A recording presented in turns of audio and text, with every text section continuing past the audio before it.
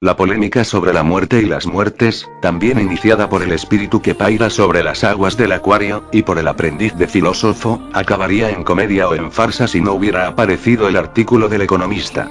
Aunque el cálculo actuarial, como él mismo reconocía, no era su especialidad profesional, se consideraba suficientemente conocedor de la materia para preguntarse en público con qué dinero el país, dentro de unos 20 años, punto más, coma menos, pensaba pagar las pensiones a los millones de personas que se encontrarían en situación de jubilación por invalidez permanente y que así seguirían por todos los siglos de los siglos y a las que otros millones se les unirían implacablemente, tanto si se hace que la progresión sea aritmética o geométrica, de cualquier manera siempre tenemos garantizada la catástrofe, será la confusión, el desastre, la bancarrota del Estado, el sálvese quien pueda, y nadie se salvará. Ante este cuadro espeluznante los metafísicos no tuvieron otro remedio que guardar la viola en su funda, la Iglesia no tuvo otro recurso que regresar al cansado pasar cuentas de sus rosarios y seguir a la espera de la consumación de los tiempos, esa que, según sus escatológicas visiones, resolverá todo esto de una vez. Efectivamente, volviendo a las inquietantes razones del Economista, los cálculos eran muy fáciles de hacer. Veamos, si tenemos tanto de población activa que contribuye a la seguridad social, si tenemos tanto de población no activa que se encuentra jubilada, ya sea por vejez, ya sea por invalidez, y por consiguiente cobra de la otra sus pensiones, estando la activa en constante disminución con respecto a la inactiva y está en crecimiento continuo absoluto, no se entiende cómo nadie se haya dado cuenta enseguida de que la desaparición de la muerte, pareciendo el auge, la cúspide, la suprema felicidad, no era, en conclusión, una cosa buena.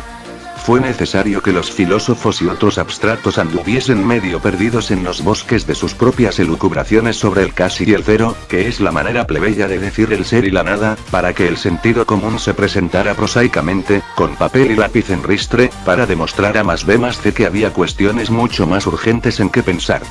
Como era de prever, conociéndose los lados oscuros de la naturaleza humana, a partir del día en que salió publicado el alarmante artículo del Economista, la actitud de la población saludable para con los pacientes terminales comenzó a modificarse para peor.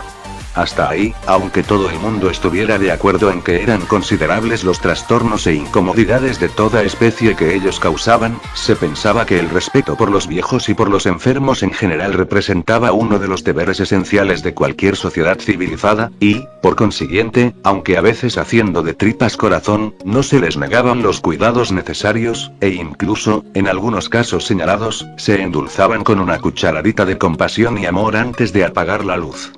Es cierto que también existen, como demasiado bien sabemos, esas desalmadas familias que, dejándose llevar por su incurable inhumanidad, llegaron al extremo de contratar los servicios de la mafia para deshacerse de los míseros despojos humanos que agonizaban interminablemente entre dos sábanas empapadas de sudor y manchadas por las excreciones naturales, pero esas merecen nuestra reprensión, tanto como la que expresaríamos en la fábula tradicional mil veces narrada del cuenco de Malera, aunque, felizmente, país se salvaron de la execración en el último momento, gracias, como se verá, al bondadoso corazón de un niño de 8 años.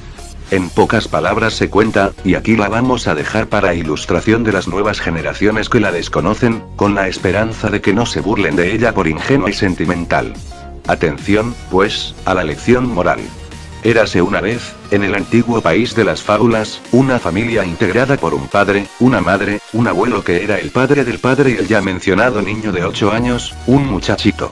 Sucedía que el abuelo ya tenía mucha edad, por eso le temblaban las manos y se le caía la comida de la boca cuando estaban a la mesa, lo que causaba gran irritación al hijo y a la nuera, siempre diciéndole que tuviera cuidado con lo que hacía, pero el pobre viejo, por más que quisiera, no conseguía contener los temblores, peor aún si le regañaban, el resultado era que siempre manchaba el mantel o el suelo al dejar caer la comida, por no hablar de la servilleta que le ataban al cuello y que era necesario cambiarla 3 veces al día, en el desayuno, al almuerzo y a la cena.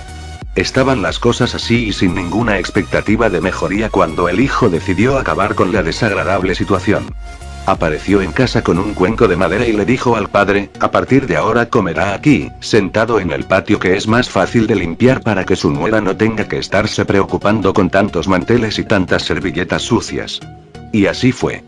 desayuno, almuerzo y cena, el viejo sentado solo en el patio, llevándose la comida a la boca conforme era posible. La mitad se perdía en el camino, una parte de la otra mitad se le caía por la boca abajo, no era mucho lo que se le deslizaba por lo que el vulgo llama canal de la sopa. Al nieto no parecía importarle el feo tratamiento que le estaban dando al abuelo, lo miraba, luego miraba al padre y a la madre, y seguía comiendo como si nada tuviera que ver con el asunto. Hasta que una tarde, al regresar del trabajo, el padre vio al hijo trabajando con una navaja un trozo de madera y creyó que, como era normal y corriente en esas épocas remotas, estaría construyendo un juguete con sus propias manos. Al día siguiente, sin embargo, se dio cuenta de que no se trataba de un carro, por lo menos. No se veía el sitio donde se le pudieran encajar unas ruedas, y entonces preguntó, ¿qué estás haciendo? El niño fingió que no había oído y siguió excavando en la madera con la punta de la navaja. Esto pasó en el tiempo que los padres eran menos asustadizos y no corrían a quitar de las manos de los hijos un instrumento de tanta utilidad para la fabricación de juguetes. ¿No me has oído? ¿Qué estás haciendo con ese palo?, volvió a preguntar el padre, y el hijo, sin levantar la vista de la operación, respondió, estoy haciendo un cuenco para cuando seas viejo y te tiemblen las manos, para cuando tengas que comer en el patio, como el abuelo. Fueron palabras santas. Se cayeron las escamas de los ojos del padre, vio la verdad y la luz, y en el mismo instante fue a pedirle perdón al progenitor y cuando llegó la hora de la cena con sus propias manos lo ayudó a sentarse en la silla, con sus propias manos le acercó la cuchara a la boca, con sus propias manos le limpió suavemente la barbilla, porque todavía podía hacerlo y su querido padre ya no. De lo que pasara después no hay señal en la historia, pero de ciencia muy cierta sabemos que si es verdad que el trabajo del muchachito se quedó a la mitad, también es verdad que el trozo de madera sigue por ahí. Nadie lo quiso quemar o tirar, ya sea para que la lección del ejemplo no cayera en el olvido, o por si se diera el caso de que alguien decidiera terminar la obra, eventualidad no del todo imposible de producirse si tenemos en cuenta la enorme capacidad de supervivencia de los dichos lados oscuros de la naturaleza humana. Como alguien dijo, todo lo que pueda suceder, sucederá, es una mera cuestión de tiempo, y, si no llegamos a verlo mientras que anduvimos por aquí, sería porque no vivimos lo suficiente. En cualquier caso, y para que no se nos acuse de pintar siempre con las pinturas de la parte izquierda de la paleta, hay quien admite la posibilidad de que una adaptación del amable cuento a la televisión, tras haberlo recogido un periódico, sacudidas las telarañas, de los polvorientos estantes de la memoria colectiva, pueda contribuir a que regresen a las quebrantadas conciencias de las familias el culto o el cultivo de los incorpóreos valores de espiritualidad de que la sociedad se nutría en el pasado, cuando el materialismo que hoy impera todavía no se había enseñoreado de voluntades que imaginábamos fuertes y al final eran la propia e insanable imagen de una aflictiva debilidad moral. Conservemos no obstante la esperanza. En el momento en que el muchachito aparezca en la pantalla, podemos estar seguros de que la mitad de la población del país correrá a buscar un pañuelo para enjugar las lágrimas, y de que la otra mitad, tal vez de temperamento estoico, las dejará correr por la cara, en silencio, para que se observe mejor cómo el remordimiento por el mal hecho o consentido no es siempre una palabra vana. Ojalá todavía estemos a tiempo de salvar a los abuelos. Inesperadamente, con una deplorable falta de sentido de oportunidad, los republicanos decidieron aprovechar la delicada ocasión para hacer oír su voz. No eran muchos, ni siquiera tenían representación en el Parlamento a pesar de que estaban organizados en partido político y regularmente concurrían a las elecciones. Se vanagloriaban, sin embargo, de cierta influencia social, sobre todo en los medios artísticos y literarios, por donde de vez en cuando hacían circular manifiestos por lo general bien redactados, pero invariablemente inocuos. Desde que desapareció la muerte no habían dado señales de vida, ni siquiera, como cabe esperar de una oposición que se dice frontal, para reclamar la aclaración de la rumoreada participación de la mafia en el ignóbil tráfico de pacientes terminales.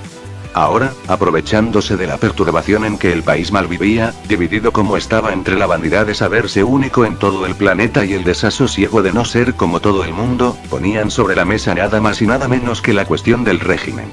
Obviamente adversarios de la monarquía, enemigos del trono por definición, pensaban que habían descubierto un argumento nuevo a favor de la necesaria y urgente implantación de la república.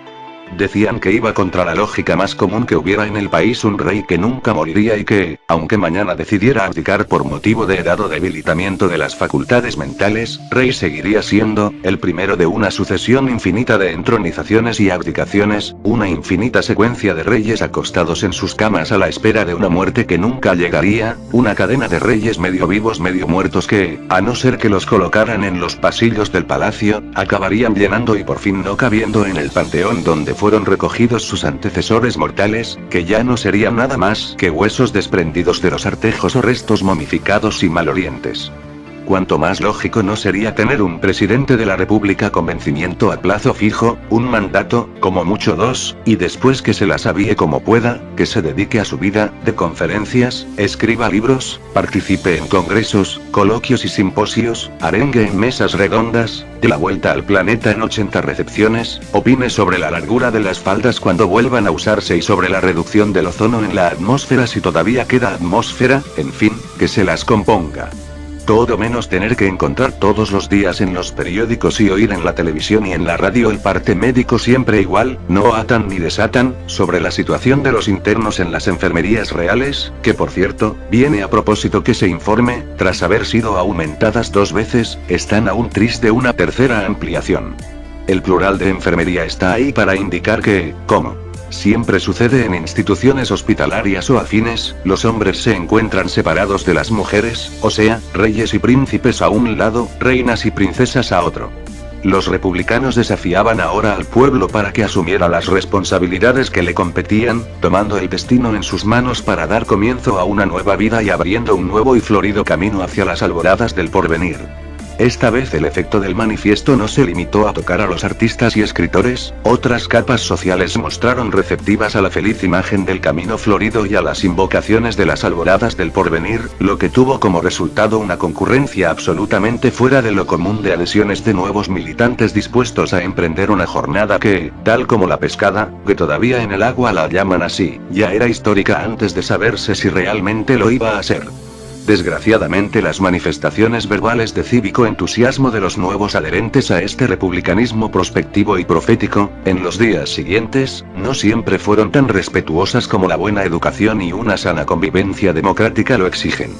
Algunas llegaron incluso a sobrepasar las fronteras de la más ofensiva grosería, como decir, por ejemplo, hablando de las realezas, que no estaban dispuestos a sustentar bestias con argolla ni burros con bizcocho. Todas las personas de buen gusto estuvieron de acuerdo en considerar tales palabras no solo inadmisibles, sino también imperdonables. Bastaría con decir que las arcas del Estado no podían seguir soportando más el continuo crecimiento de los gastos de la Casa Real y de sus adláteres, y todo el mundo lo comprendería. Era verdad y no ofendía. El violento ataque de los republicanos, pero principalmente los inquietantes vaticinios contenidos en el artículo sobre la inevitabilidad, en un plazo muy breve, de que las dichas arcas del Estado no podrían satisfacer el pago de las pensiones de vejez y de invalidez sin un final a la vista, hicieron que el rey notificara al primer ministro que necesitaba tener una conversación franca, a solas, sin magnetofones ni testigos de ninguna especie. Llegó el primer ministro, se interesó por la salud de las reales personas, en particular por la de la reina madre, aquella que en el último fin de año estaba a punto de morir, y después de todo, como tantas y tantas otras personas, todavía respiraba 13 veces por minuto, que pocas más señales de vida se dejaban percibir en su cuerpo postrado, bajo el dosel del lecho. Su Majestad agradeció, dijo que la reina madre sufría su calvario con la dignidad propia de la sangre que aún le corría por las venas, y luego pasó a los asuntos de la agenda, el primero de los cuales era la declaración de guerra de los republicanos. No entiendo qué les pasó por la cabeza a esa gente, dijo, el país hundido en la más terrible crisis de su historia y ellos hablando de cambio de régimen, yo no me preocuparía, señor, lo que están haciendo es aprovechar la situación para difundir lo que llaman sus propuestas de gobierno, en el fondo no son otra cosa que unos pobres pescadores de aguas turbias, con una lamentable falta de patriotismo, hay que añadir, así es, señor, los republicanos tienen unas ideas sobre la patria que solo ellos pueden entender, si es que realmente las entienden, las ideas que tengan no me interesan, lo que quiero oír de ustedes si existe alguna posibilidad de que consigan forzar un cambio de régimen, si ni siquiera tienen representación en el Parlamento, señor, me refiero a un golpe de Estado, a una revolución, ninguna posibilidad, señor, el pueblo está con su rey, las fuerzas armadas son leales al poder legítimo, entonces puedo estar descansado, absolutamente descansado, señor. El rey hizo una cruz en su agenda, al lado de la palabra republicanos, dijo, ya está, y luego preguntó, ¿y qué historia es esa de las pensiones que no se pagan? Estamos pagándolas, señor, es el futuro lo que se presenta bastante negro, entonces debo de haber leído mal, pensé que se había dado, digamos, una suspensión de pagos, no señor, es el mañana el que se presenta altamente preocupante, preocupante hasta qué punto, en todos, señor, el Estado podrá llegar a derrumbarse, simplemente, como un castillo de naipes, ¿somos el único país que se encuentra en esa situación?, preguntó el rey, no señor, a largo plazo el problema los alcanzará a todos, pero lo que cuenta es la diferencia entre morir y no morir, es una diferencia fundamental, con perdón por la banalidad, no le entiendo, en los otros países se muere con normalidad, los fallecimientos siguen controlando el caudal de nacimientos, pero aquí, señor, en nuestro país, señor, no muere nadie, mire el caso de la reina madre, parecía que expiraba y ahí la tenemos, felizmente, quiero decir, crea que no exagero, estamos con la soga al cuello, a pesar de eso me han llegado rumores de que algunas personas van muriendo, así es, señor, pero se trata de una gota de agua en el océano, no todas las familias se atreven a dar el paso, ¿qué paso? Entregar sus pacientes a la organización que se encarga de los suicidios, no le entiendo, ¿de qué sirve que se suiciden si no pueden morir? Esto sí, ¿y cómo lo consiguen? Es una historia complicada, señor, cuéntemela, estamos a solas, al otro lado de las fronteras se muere, señor, entonces quiere decir que esa tal organización nos lleva hasta allí, exactamente, y se trata de una organización benemérita, nos ayuda a retardar un poco la acumulación de pacientes terminales, pero, como le he dicho, es una gota de agua en el océano, ¿y qué organización es esa? El primer ministro respiró hondo y dijo, la mafia, señor, la mafia, sí señor, la mafia, a veces el Estado no tiene otro remedio que buscar fuera quien haga los trabajos sucios, no me dijo nada, señor, quise mantener a vuestra majestad al margen del asunto, asumo la responsabilidad, y las tropas que estaban en las fronteras, tenían una función que desempeñar, ¿qué función? La de aparentar un obstáculo al paso de los suicidas no siéndolo, pensé que estaban ahí para impedir una invasión, nunca hubo ese peligro, de todos modos establecimos acuerdos con los gobiernos de esos países, todo está controlado, menos la cuestión de las pensiones, menos la cuestión de la muerte, señor, si no volvemos a morir, no tenemos futuro. El rey hizo una cruz al lado de la palabra pensiones y dijo, ¿es necesario que ocurra algo? Sí, majestad, es necesario que ocurra algo. El sobre se encontraba en la mesa del director general de la televisión cuando la secretaria entró en el despacho. Era de color violeta, luego fuera de lo común, y el papel, de tipo gofrado, imitaba la textura del lino. Parecía antiguo y daba la impresión de que ya había sido utilizado antes. No tenía ninguna dirección, tanto de remitente, lo que a veces sucede, como de destinatario, lo que no sucede nunca, y estaba en un despacho cuya puerta, cerrada con llave, acababa de ser abierta en ese momento, y donde nadie podría haber entrado durante la noche. Al darle la vuelta para ver si había algo escrito por detrás, la secretaria se sintió pensando, con una difusa sensación de lo absurdo que era pensarlo y haberlo sentido, que el sobre no estaba allí en el momento en que introdujo la llave e hizo funcionar el mecanismo de la cerradura. ¡Qué disparate!, murmuró, no reparé en que estaba aquí cuando salí ayer. Pasó los ojos por el despacho para ver si todo se encontraba en orden y se retiró a su lugar de trabajo. En su calidad de secretaria, y de confianza, estaba autorizada a abrir aquel o cualquier otro sobre, y más si no tenía ninguna indicación de carácter restrictivo, como serían las de personal, reservado o confidencial, pero no lo hizo, y no comprendía por qué. 2 veces se levantó de su sillón y entreabrió la puerta del despacho. El sobre seguía allí. Me estoy volviendo maniática, será efecto del calor, pensó, que venga ya él y se acabe el misterio. Se refería al jefe, al director general que tardaba. Eran las 10:15 cuando finalmente apareció. No era persona de muchas palabras, llegaba, daba los buenos días e inmediatamente entraba en su despacho, donde la secretaria tenía orden de pasar solo 5 minutos después, el tiempo que él consideraba necesario para ponerse cómodo y encender el primer cigarro de la mañana. Cuando la secretaria entró, el director todavía tenía puesto el abrigo y no fumaba. Sostenía con las dos manos una hoja de papel del mismo color que el sobre, y las dos manos temblaban. Volvió la cabeza hacia la secretaria que se aproximaba, pero fue como si no la reconociese. De repente extendió un brazo con la mano abierta para hacerla detenerse y le dijo con una voz que parecía salir de otra garganta: salga inmediatamente, cierre la puerta y no deje entrar a nadie, me ha oído, sea quien sea.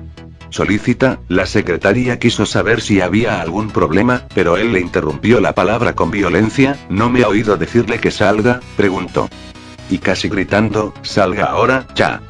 La pobre señora se retiró con lágrimas en los ojos, no estaba habituada a que la tratase de este modo. Es cierto que el director, como todo el mundo, tiene sus defectos, pero es una persona generalmente bien educada, a las secretarias no suele faltarles al respeto.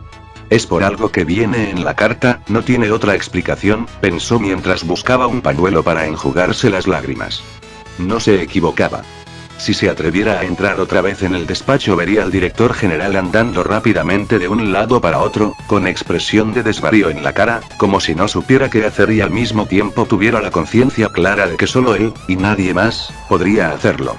El director miró el reloj, miró la hoja de papel, murmuró en voz muy baja, casi en secreto: todavía hay tiempo, después se sentó para releer la carta misteriosa mientras se pasaba con gesto mecánico la mano libre por la cabeza, como si quisiera cerciorarse de que todavía la tenía en su lugar, de que no la había perdido engullida por la vorágine de miedo que le retorcía el estómago.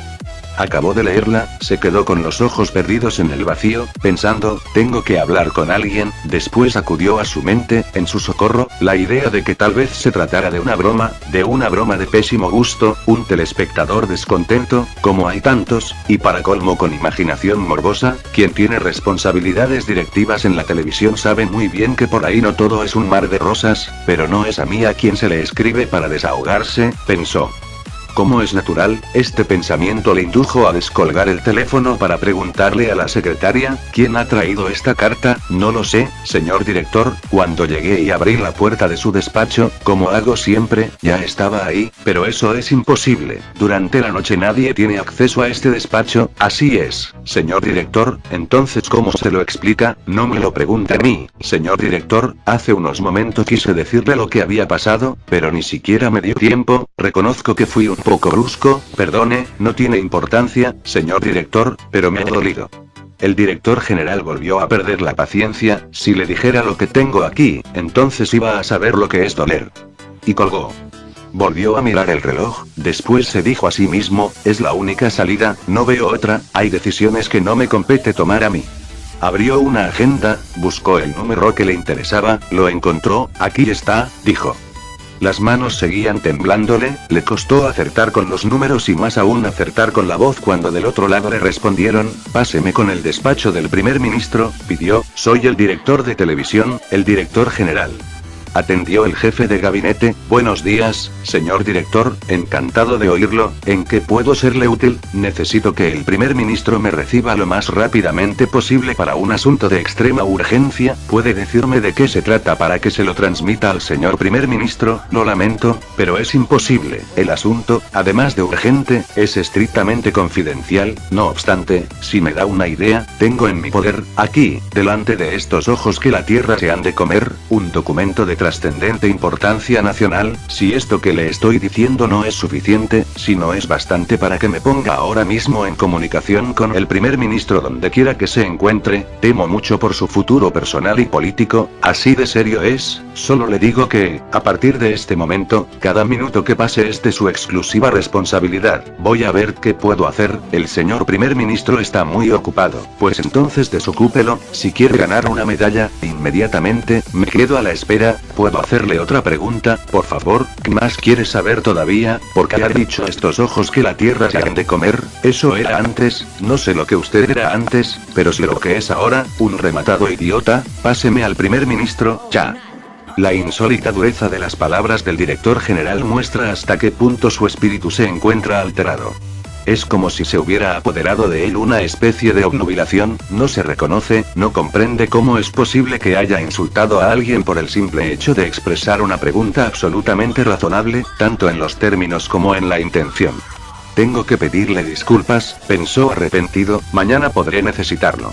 La voz del primer ministro sonó impaciente. ¿Qué pasa?, preguntó. Los problemas de la televisión, por lo que sé, no son asunto mío. No se trata de la televisión, señor primer ministro. Tengo una carta. Sí, ya me han dicho que tiene una carta. ¿Y qué quiere que haga? Solo le pido que la lea, nada más. El resto, usando sus propias palabras, no es asunto mío. Lo noto nervioso. Sí, señor primer ministro, estoy más que nervioso. ¿Y qué dice esa misteriosa carta? No se lo puedo decir por teléfono, la línea es segura, incluso así no le diré nada, toda cautela es poca. Entonces mándemela, se la entregaré en mano. No quiero correr el riesgo de enviarla con un mensajero. Yo le mando a alguien de aquí, mi jefe de gabinete, por ejemplo. Persona más cercana será difícil. Señor primer ministro, por favor, no estaría aquí incomodándolo si no tuviera un motivo muy serio. Necesito que me reciba. ¿Cuándo? Ahora mismo. Estoy ocupado. Señor primer ministro, por favor. Bien, ya que insiste, venga. Espero que el misterio valga la pena. Gracias, voy corriendo. El director general colgó el teléfono, metió la carta en el sobre, se la guardó en uno de los bolsillos interiores de la chaqueta y se levantó. Las manos ya no le temblaban, pero la frente la tenía bañada en sudor. Se limpió la cara con el pañuelo, después llamó a la secretaria por el teléfono interior, le dijo que iba a salir, que pidiera su coche. El hecho de haberle pasado la responsabilidad a otra persona lo calmaba un poco. Dentro de media hora su papel en este asunto habrá terminado.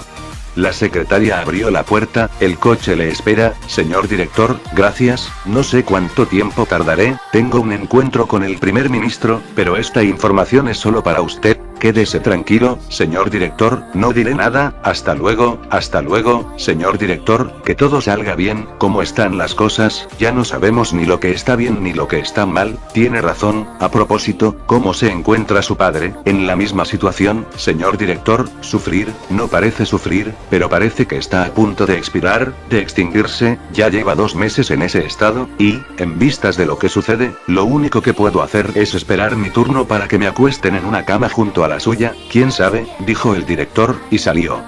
El jefe de gabinete recibió al director general en la puerta, lo saludó con frialdad evidente, después dijo, le llevo con el señor primer ministro. Un minuto, antes quiero pedirle disculpas, había realmente un rematado idiota en nuestra conversación, pero era yo. Lo más probable es que no fuera ninguno de los dos, dijo el jefe de gabinete, sonriendo. Si pudiese ver lo que llevo dentro de este bolsillo comprendería mi estado de espíritu. No se preocupe, en lo que a mí respecta, está disculpado, se lo agradezco. Y ya verá, no faltan muchas horas para que la bomba estalle y se haga pública. Ojalá no haga demasiado estruendo al explotar. El estruendo será mayor que el peor de los truenos jamás escuchado, y los relámpagos más cegadores que todos los demás juntos. Me está preocupando. En ese momento, querido amigo, tengo la certeza de que volverá a disculparme. Vamos, el primer ministro ya le está esperando.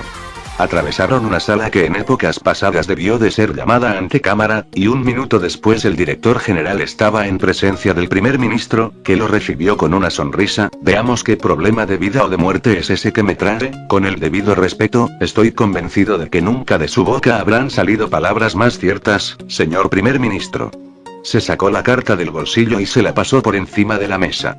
El otro se extrañó. No trae el nombre del destinatario, ni de quien la envía, dijo el director. Es como si fuera una carta dirigida a todas las personas, anónima. No, señor primer ministro, ¿cómo podrá ver? Viene firmada, pero léala, por favor. El sobre fue abierto pausadamente, la hoja de papel desdoblada, pero enseguida de ver las primeras líneas el primer ministro levantó los ojos y dijo, esto parece una broma. Podría serlo, de hecho, pero no lo creo. Apareció sobre mi mesa de trabajo sin que nadie sepa cómo. No me parece que esa sea una buena razón para dar crédito a lo que aquí se dice. Continúe, por favor. Cuando llegó al final de la carta, el primer ministro, despacio, moviendo los labios en silencio, articuló las 2 sílabas de la palabra que la firmaba.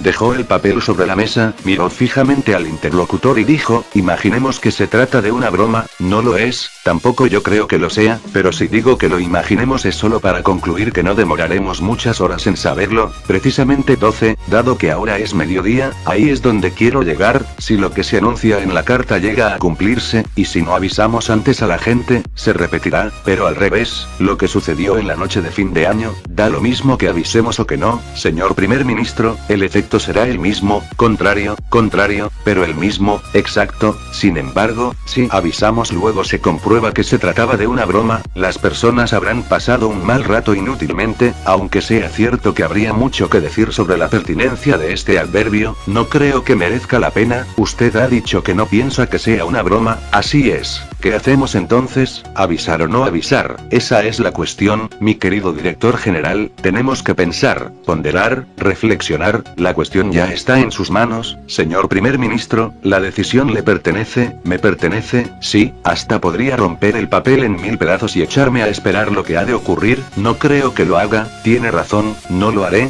Por tanto hay que tomar una decisión. Decir simplemente que la gente tiene que ser avisada no basta, es necesario saber cómo. Los medios de comunicación social existen para eso, señor primer ministro. Tenemos la televisión, los periódicos, la radio. Su idea es que distribuyamos a todos esos medios una fotocopia de la carta acompañada de un comunicado del gobierno en que se solicite de la población serenidad y se den algunos consejos acerca de cómo proceder en la emergencia. Señor primer ministro, ha formulado la idea mejor de lo que yo alguna vez sería capaz de hacer. Le agradezco la lisonjera opinión, pero ahora le pido que haga un esfuerzo e imagine lo que ocurriría si procediésemos de ese modo. No lo entiendo, esperaba más del director general de televisión. Si es así, siento no estar a la altura, señor primer ministro. Claro que está, lo que pasa es que se encuentra aturdido por la responsabilidad, y usted, que es primer ministro, no lo está. También lo estoy, pero, en mi caso, aturdido no quiere decir paralizado. Afortunadamente para el país, se lo agradezco una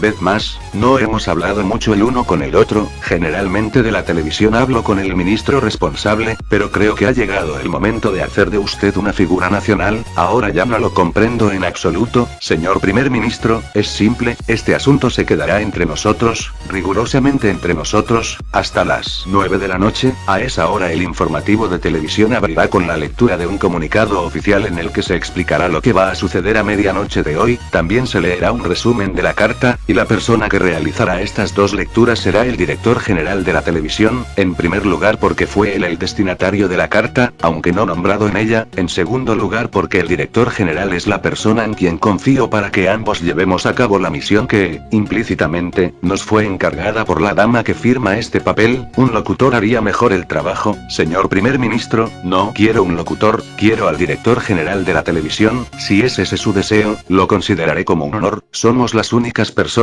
que conocen lo que va a pasar hoy a medianoche y seguiremos siéndolo hasta la hora en que el país reciba la información. Si hiciéramos lo que propuse antes, es decir, pasar ya la noticia a los medios de comunicación social, íbamos a tener 12 horas de confusión, de pánico, de tumulto, de histerismo colectivo, y no sé cuántas cosas más. Por tanto, dado que no está dentro de nuestras posibilidades, me refiero al gobierno, evitar esas reacciones, al menos las limitaremos a 3 horas, de ahí en adelante ya no será cosa nuestra. Vamos a tener de todo: lágrimas, desesperación, alivios mal disimulados, nuevas cuentas a la vida. Me parece una buena idea, sí, pero solo porque no tenemos otra mejor. El primer ministro tomó la hoja de papel, le pasó los ojos sin leerla y dijo: es curioso, la letra inicial de la firma debería ser mayúscula, y es minúscula. También a mí me pareció raro, escribir un nombre con minúscula es anormal. Dígame, ¿se ve algo normal en toda esta historia que vamos viviendo? Realmente, nada. A propósito, ¿sabe hacer fotocopias? No soy especialista, pero lo he hecho algunas veces. Estupendo. El primer ministro guardó la carta y el sobre en una cartera repleta de documentos y mandó llamar al jefe de su gabinete, a quien le ordenó: mande desocupar inmediatamente la sala donde se encuentra la fotocopiadora. Está donde los funcionarios trabajan, señor primer ministro. ¿Es ese su lugar? Que se vayan a otro sitio, que esperen en el pasillo o salgan a fumar un cigarro. Solo necesitamos de 3 minutos. No es así, director general, ni tanto, señor primer ministro. Yo podría hacer la fotocopia con absoluta discreción. Si es eso, como me permito suponer, lo que se pretende, dijo el jefe de gabinete, es precisamente eso lo que se pretende, discreción, pero, por esta vez, yo mismo me encargaré del trabajo, con la asistencia técnica, digámoslo así, del señor director general de la televisión aquí presente. Muy bien, señor primer ministro, voy a dar las órdenes necesarias para que la sala sea evacuada. Regresó 2 minutos después, ya está desocupada. Señor primer ministro, si no hay inconveniente regreso a mi despacho, me alegra no haber tenido que decírselo y le pido que no tome a mal estas maniobras aparentemente conspirativas por el hecho de que se le excluya. Hoy mismo conocerá el motivo de tantas precauciones sin necesitar que yo se lo diga. Seguro, señor primer ministro, nunca me permitiría dudar de la bondad de sus razones, así se habla, querido amigo. Cuando el jefe de gabinete salió, el primer ministro tomó la cartera y dijo, vamos. La sala estaba desierta. En menos de 1 minuto la fotocopia quedó lista, letra por letra, palabra por palabra, pero era otra cosa, le faltaba el toque inquietante del papel color violeta. Ahora es una misiva vulgar, común, tipo ojalá estas líneas os encuentren de buena y feliz salud en compañía de toda la familia. Por mi parte solo puedo decir bien de la vida y de quien la hizo.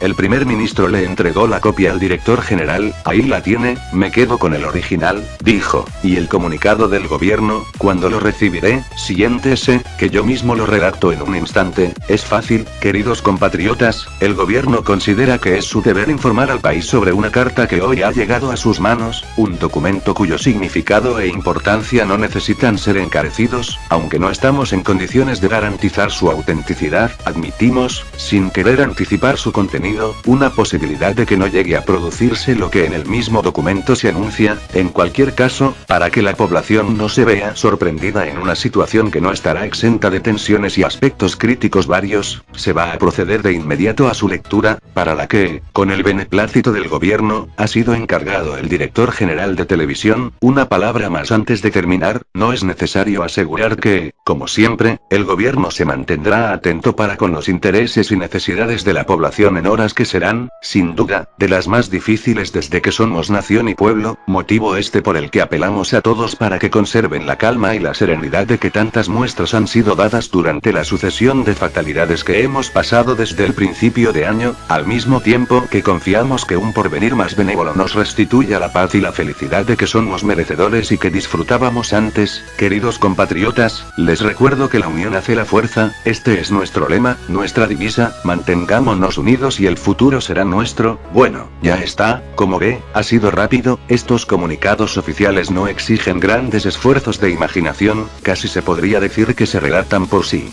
mismos. Ahí tiene una máquina de escribir, copie y guárdelo todo bien guardado hasta las 9 de la noche, no se separe de esos papeles ni por un instante, quédese tranquilo, señor primer ministro, soy perfectamente consciente de mis responsabilidades en esta coyuntura, tenga la certeza de que no se sentirá decepcionado. Muy bien, ahora puede regresar a su trabajo. Permítame que le haga todavía 2 preguntas antes de marcharme. Adelante. Me acaba de decir que hasta las 9 de la noche solo 2 personas sabrán de este asunto. Sí, usted y yo, nadie más, ni siquiera el gobierno, y el rey. Si no es osadía por mi parte meterme donde no me llaman, su majestad lo sabrá al mismo tiempo que los demás. Esto, claro, si está viendo la televisión, supongo que no le va a gustar mucho no haber sido informado antes. No se preocupe, la mejor de las virtudes que exornan a los reyes, me refiero, como es obvio, a los constitucionales, es que son personas extraordinariamente comprensivas. Ah, y la otra pregunta que quería hacerme, no es una pregunta, entonces, es que, siendo sincero, estoy asombrado con la sangre fría que está demostrando, señor primer ministro. A mí, lo que va a suceder en el país a medianoche me parece una catástrofe, un cataclismo como no ha habido otro nunca, una especie de fin del mundo, mientras que, mirándolo a usted, es como si estuviera tratando un asunto cualquiera de la rutina gubernativa, da tranquilamente sus órdenes. Hasta me ha parecido, hace poco, verlo sonreír. Estoy convencido de que también usted, querido director general, sonreiría si tuviera una idea de la cantidad de problemas que esta carta va a resolverme sin necesidad de mover un dedo. Y ahora déjeme trabajar, tengo que dar unas cuantas órdenes, hablar con el ministro del Interior para que ponga a la policía en estado de alerta, trataré de inventar un motivo verosímil, la posibilidad de una alteración del orden público. No es persona para perder mucho tiempo pensando, prefiere la acción, denle acción si quieren verlo feliz. Señor primer ministro, consienta que le diga que considero un privilegio sin precio haber vivido a su lado estos momentos cruciales. Menos mal que lo haré de esa forma, pero sepa que mudaría rápidamente de opinión si una sola de las palabras que han sido dichas en este despacho, suyas o mías, llega a ser conocida fuera de sus 4 paredes. Comprendo, como un rey constitucional. Sí, señor primer ministro.